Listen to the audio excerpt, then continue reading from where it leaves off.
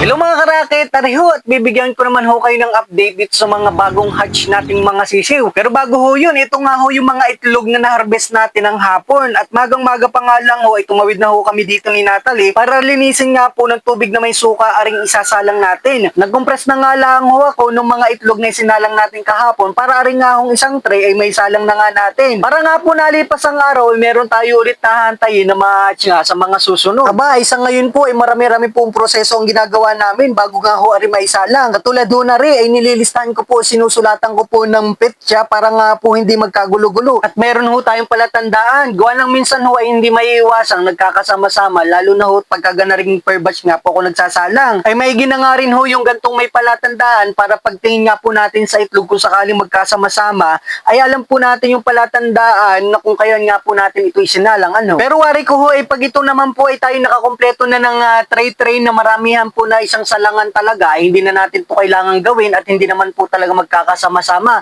Katulad po ng capacity na ring ating incubator 130 ay pagkakaya na po nating makaproduce ng ganong itlog bago nga isa lang 130 ay hindi na po natin kailangan yung ganare. Ay mabilis-bilis nga ho yung ganong proseso, ay kaso sa case po natin ay ilan lang naman po yung inahin natin, ay kaya tsaga-tsaga po tayo sa ganaring pabatch-batch pagsasalang ano. Ay nakakausad-usad na nga rin naman ho at tayo may napapisa na ritong successful. At ako nga po natutuwa at ito na nga ho ang mga naging resulta dun sa ating mga naisalang nung nakaraan.